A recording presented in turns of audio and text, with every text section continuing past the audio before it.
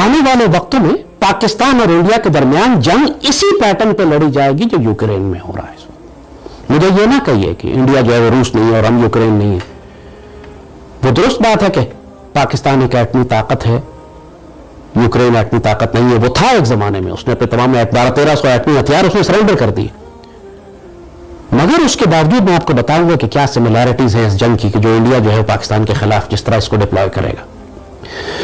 जो बहुत अहम नुकता पाकिस्तानियों को समझने का है यहां पर, जो पाकिस्तान में आज कहा जाता है डिफेंस बजट खत्म कर दो, एटमी प्रोग्राम की हमें क्या जरूरत है। प्राइम मिनिस्टर ने भी एक ऐलान किया था कि कश्मीर का मसला हल हो जाए तो हम एटमी हथियार छोड़ देंगे। ऐसे खुदकुश बयानात जब हुक्मरान वो वक्त देना शुरू कर दे तो इंसान के रोंगटे खड़े हो जाते हैं। यही सब कुछ यूक्रेन के हुक्मरानों ने किया था। जब सोवियत यूनियन टूटा तो 1200-1300 एटमी हथियार यूक्रेन में रखे हुए थे। वो दुनिया का ताकतवर तरीन मुल्क था। इसको अमेरिकन ने, नेटो में, आसपास के लोगों ने कहा यार तुम्हें एटमी हथियारों का क्या करना है, तुम जियो इकोनॉमिक्स की तरफ चले जाओ। आजकल यही अल्फाज मोहित यूसुफ ज्यादा इस्तेमाल करता है। आप जियो इकोनॉमिक्स की तरफ चले जाएं, आपको जियो पॉलिटिक्स की तरफ जाने की क्या जरूरत है। ये जाहिल समझते नहीं है कि जियो इकोनॉमिक्स जियो पॉलिटिक्स के बगैर हो ही नहीं सकती है। जंग की क्या जरूरत है, हम सब प्रोटेक्ट कर रहे हैं आपको, अमन आ चुका है, सोवियत यूनियन टूट चुका है, आप अपने एटमी हथियार हमें दे दें। और यूक्रेन की उस वक्त की क़यादत में इस बात पे कि हमें डेवलपमेंट आप देंगे, पैसे आप हमें देंगे, हम सड़कें अच्छी बनाएंगे, स्कूल अच्छे बनाएंगे, हेल्थ केयर अच्छी बनाएंगे, वही सब चीज एग्जैक्टली जो पाकिस्तान को कही जाती है कि आप सेहत पे, हेल्थ पे, तालीम पे खर्च करें, हथियारों पे क्यों खर्च करते हैं। इन्होंने सारे हथियार उठा के रूस को और दुनिया की दूसरी ताकतों को भी और डिसमेंटल करके तोड़ के खत्म कर दिया। एक एटमी हथियार यूक्रेन के पास नहीं था। और आज 30 साल के बाद यूक्रेन चीखें मार रहा है, पूरी दुनिया से कह रहा है मुझे बचाओ। उसके पास सड़कें भी हैं, उसके पास बेहतरीन शहर हैं, बेहतरीन टेक्नोलॉजी है, जदीद यूरोपियन मुल्क है, तालीम भी है, हेल्थ केयर भी है, लेकिन अब उसकी आजादी चली जाएगी क्योंकि उसके पास एटमी हथियार नहीं है। उसकी फौज भी कम करती है। उसने इतना बड़ा मुल्क, 3 लाख की फौज थी खाली उसके पास, रूस के पास 30 लाख की फौज है। और यूक्रेन ने अपनी सिक्योरिटी जब नेटो के हवाले कर दी, ये बहुत बड़ा पैगाम है कि कभी अपने हथियार दुश्मन के हवाले ना करो। उसकी उस उम्मीद और आसरे और वादे पे कि हम तुम्हारी हिफाजत करेंगे जब तुम मुश्किल में होगे। दूसरी बात, कभी किसी पे एतबार ना करो कि वो तुम्हारी जंग लड़ेगा, तुमने अपनी जंग खुद लड़नी है। पाकिस्तान में मैं बहुत खुदकुश मेंटालिटी देखता हूं ये कि लोग हमसे कहते हैं कि चीन हमारी मदद को आ जाएगा। 71 में यही धोखा हमने कौम को दिया था, अमेरिकन 7th फ्लीट हमारी मदद को आ रहा है। हम इसी डिल्यूजन में, धोखे में अपना मुल्क घुमा चुके हैं कि अमेरिका जा रहे हैं बचाने के लिए। आज कहते हैं जी इंडिया हमला ही नहीं कर सकता, चाइना बचा लेगा हम, या अगर जंग हो भी गई तो बड़ी ताकतें बीच में आके जंग रोक देंगी। बाकायदा हमारे डिफेंस के इदारों के अंदर यही डिस्कशन होती है। कोई लॉन्ग टर्म वॉर की प्लानिंग ही नहीं है, क्योंकि किसी को जंग हो ही नहीं सकती, एटमी दौर है। क्यों? एटमी दौर में रूस और नेटो के दरमियान जंग हो रही है कि नहीं हो रही? वो जंग यूक्रेन और रूस के दरमियान नहीं है, वो जंग नेटो और रूस के दरमियान है, और एटमी दौर में ही हो रही है। रूस ने अपने बैलिस्टिक मिसाइल निकाल लिए हैं बाहर, नेटो के खौफ के मारे नेटो की जान निकली हुई है। बात यही होती है, एटमी दौर भी हो तो उसकी अम्ब्रेला के नीचे रहते हुए कन्वेंशनल जंगें ही हो रही हैं। यही रूस और अमेरिका और पूरा यूरोप जो है वो सीरिया के अंदर और इराक में एक दूसरे के खिलाफ लड़ता रहा। खासतौर पर सीरिया में कोई एटमी जंग नहीं हुई इनके दरमियान।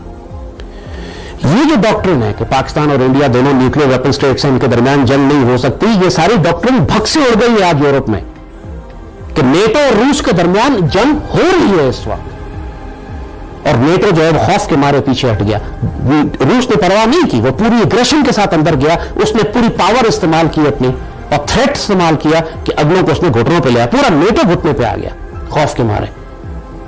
और यही सब कुछ वो है कि जो इंडियंस चाहते हैं, जिस किस्म की डॉक्ट्रिन वो पाकिस्तान के खिलाफ डिप्लॉय कर रहे हैं कि पाकिस्तान भी अपने न्यूक्लियर वेपन्स यूज ही ना कर सके। है या नहीं? जी बहुत इन्फॉर्मेशन है जी सर, उसके बारे में क्या इन्फॉर्मेशन है आपको? सर बहुत बड़ी कंपनी है टाटा जी, चीनी से लेके वो हर चीज़ बनाती है दुनिया की, से लेके जा। हाँ जी, सुई से लेके जहाज। सर इस तरह की कोई कंपनी हमारे पास क्यों नहीं है? ये नहीं मुझे मालूम, क्योंकि इतने वो इधर की मार्केट छोटी है ना, इन्वेस्टमेंट उतनी मार्केट छोटी है। इतनी भी छोटी नहीं है। नहीं, जापान की देखें ना, कितनी छोटी सी कंट्री। जापान एक्सपोर्ट करता है, हम एक्सपोर्ट नहीं करते इस तरह, हमारे पास उतने वसाइल नहीं जितने उनके पास है। इंडिया की मार्केट तो 25 गुना ज़्यादा है इधर से। बिल्कुल सही सर। टाटा कंपनी ने मोरक्को को 93 ट्रक्स दिए जो कि 6x6 हैं। क्या वजूहत है? वो एक्सपोर्ट पे एक्सपोर्ट करी जा रही है। उनकी सारी इंडस्ट्री तो लग गई ना, सारी इंडस्ट्री लगी है इधर। इंडिया में इंडस्ट्री लगी, BMW वहाँ बन रही है, मर्सिडीज वहाँ बन, हाँ जी। बिल्कुल सही। तो क्या हमें सीखने की जरूरत है या नहीं इंडिया से? इंडिया के साथ आप कम्पीट नहीं कर सकते क्योंकि वो बहुत बड़ी मार्केट है, 25% ज़्यादा इससे 25 गुना बड़ी उधर है, कारोबार है उधर। सर दुनिया की 5th लार्जेस्ट इकोनॉमी कैसे बना जाता है? वो तो एक्सपोर्ट आपको बढ़ानी पड़ेगी, एक्सपोर्ट। इंडिया बन गया हुआ 5th लार्जेस्ट इकोनॉमी बन गया, यूके को बीट कर दिया। हाँ, यूके को बीट कर दिया, लेकिन इंडिया का कंपैरिजन पाकिस्तान के साथ नहीं है। सर हम फिर भी हम कहते हैं कि हम तो भाई दुनिया की सुपर पावर है पाकिस्तान, इसको कैसे देखते हैं आप? ये बिल्कुल सही कहते हैं, हम सुपर पावर हैं, हमारा है तो सुपर पावर ना। इस तरह से सर मैं उस लिहाज से बात नहीं कर रहा, मैं एटम बम की बात नहीं कर रहा सर, मैं इकोनॉमी की बात कर रहा हूँ सर। के वाइज हम नरम है ज़रा, वो भी हो जाएगा, ठीक हो जाएगा, अभी ठीक होगा, 2-3 साल लगेंगे, हो जाएगा सही। कोई सही हुक्मरान मिल गया तो ठीक हो जाएगा। क्या हम हमारे जोन से ये पॉलिटिशियन हुक्मरान चेंज होता है तो हम दोबारा से, मतलब दोबारा से पहले तो कभी भी नहीं थे हम, क्या हम इकोनॉमी के तौर पर स्ट्रांग हो जाएंगे?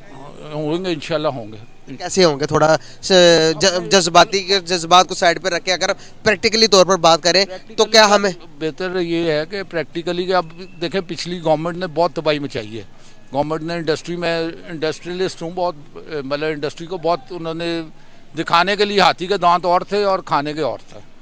और इस वक्त इंडस्ट्री का जो हाल है अब वो तो पिछली गवर्नमेंट की वजह से है ना, पिछली गवर्नमेंट की वजह से। ये भी गवर्नमेंट अभी कोई इतना अच्छा नहीं कर रही, लेकिन उन्होंने बहुत सत्यानाश किया, उन्होंने ज़्यादा सत्यानाश किया। इंडिया के अंदर लोग पढ़े लिखे ज़्यादा, अगर उनका पॉलिटिशियन कोई मुल्क के मतलब के कोई 5 रुपए भी खा जाता तो आवाम पढ़ी लिखी होने के उसके हिसाब किताब लेती है। सर हमारे इधर के हालात कैसे हैं? कभी भी हिसाब किताब नहीं उधर लिया, इधर तो कुछ भी नहीं है, इधर उधर ज़्यादा, उधर बहुत ज़्यादा है। उधर ज़्यादा है तो फिर वो मुल्क स्टेबल कैसे? स्टेबल है, उनकी इकोनॉमी बहुत बड़ी है ना उधर। ये छोटा मोटा ये इतना उसको फर्क नहीं पड़ता, ये आटे में जीरा है। सर अगर होता होगा, आपने कहा सर अपनी चीज़ों को छोटा नहीं समझना चाहिए सर। मुल्क जो इस बहरान के अंदर है, मुल्क मैं मेरी पहली बात सुन ले, मुल्क के अंदर जो बहरान है आज पॉलिटिशियंस की वजह से है या नहीं? पॉलिटिशियंस की वजह से भी है और हमारी हम खुद भी ठीक नहीं है, खुद भी ठीक तो हम है, लेकिन आप देख रहे हैं ना सर हमारी लिटरेसी रेट, हम लिटरेसी पे काम करते नहीं, हम एजुकेशन पे काम करते नहीं सर। मेरी बात सुने, वो सेकेंडरी चीज़ें आ जाती हैं, पहले तो रोटी चाहिए आपको, रोटी के लाले पड़े हैं। अभी तो अब ये देखें कि ये 15 दिन में क्या होता है, क्या होगा 15 दिन में देखें क्या होता है। थोड़ा हिंट दे दे। देख लें कि अभी इंस्टॉलमेंट्स आपने पे करनी 10 तारीख तक, उसके बाद पता लगता है, अभी तक तो बुरे हालात हैं। मतलब इंस्टॉलमेंट अगर पे ना कर सके तो फिर क्या होगा? वो जो पहले आपको पता क्या होगा, डिफॉल्ट करेगा पाकिस्तान। मतलब 15 तारीख तक अगर हमें पता चल जाए? हाँ, पता चल जाएगा। सही, उम्मीद अच्छे की रखनी चाहिए। अच्छे की उम्मीद रखनी चाहिए, लेकिन खतरनाक पोजीशन है। तो क्या बाहर के कोई अभी नहीं, अभी तो ये सुनी सुनाई बात है, लेकिन ऐसी कोई बात नहीं। अभी IMF दे देगा? IMF को जाएंगे तो देना पड़ेगा उसको, क्योंकि चले सर इस बारे में बात कर लेते हैं कि अगर मुल्क डिफॉल्ट हो जाता है तो फिर उस सूरत में क्या सूरत हाल होंगी? कुछ भी नहीं होगा। डिफॉल्ट पहले क्या, कुछ भी नहीं होगा। क्या होगा उससे? डिफॉल्ट होगा, वही एक्सपोर्ट पे आपका बैन हो जाएगा, कुछ इंपोर्ट पे, और तो क्या होगा। सर जो चीज़ें हमने गिरवी रखवाई हुई है, जो उनसे हमने CPEC का प्लान लिया हुआ है, आपको नहीं लगता कि वो चाइना क्लेम करेगा भाई ये CPEC मैंने काम किया है? क्लेम करे चाइना, तो हेल्प कर रहा पाकिस्तान की, चाइना क्लेम नहीं करेगा अभी फिलहाल, तो वो और मजीद इन्वेस्टमेंट करेगा, लाजमी करेगा। सर अगर डिफॉल्ट हो जाता तो ये भी प्रिडिक्ट किया जा रहा है, जो हमारे पास न्यूक्लियर पावर है, जो हमारी न्यूक्लियर एटम्स है, रोल बैक करने की बात चल रही है कुछ, कि अगर उसको डिफॉल्ट हो तो वो मेरा नहीं ख्याल कि इधर तक आएगा। 15 के बाद ये पता चलेगा क्या होता है। मतलब कि अगर अवाम को ये बात पता चलती कि 15 तक डिफॉल्ट होगा तो बैंक से जो अपने पैसे निकालने की कोशिश करेंगे, जो बैंक से पैसे निकाल लेंगे, तो आपको नहीं लगता कि उससे पहले हो जाएगा? नहीं होगा, नहीं इस तरह। ये लोकल करेंसी से नहीं फ़र्क पड़ता है, जब आपके डॉलर्स में जब फॉरेन करेंसी निकलती है उससे फ़र्क पड़ता है। हाँ, इससे कोई अभी आने वाले टाइम के अंदर अब अगर हम डिफॉल्ट हो जाते तो सबसे बड़ा नुकसान हमें किस चीज़ का हो सकता है? हमें सर हमारे इकॉनमी को काफ़ी और मजीद झटका लग जाएगा, सैंक्शंस लग सकती हैं बस, और उससे ज़्यादा क्या होगा। सर इससे पहले कोई कंट्री डिफॉल्ट हुई है बड़ी बड़ी कंट्रीज? मेरे नॉलेज में नहीं है। सर अमेरिका भी हुआ है? मेरे नॉलेज में नहीं है। चले sir, hope so the best, अच्छे की उम्मीद रखनी चाहिए, अच्छे की उम्मीद रखनी चाहिए डेफिनेटली। सर पाकिस्तान हमेशा कायम रहेगा इंशाल्लाह, हम सबकी उम्मीद है और हम सबकी दुआएं हैं। अल्लाह ताला इस मुल्क को क़यामत तक कायम रखे। बहुत शुक्रिया सर, बहुत अच्छा लगा बात।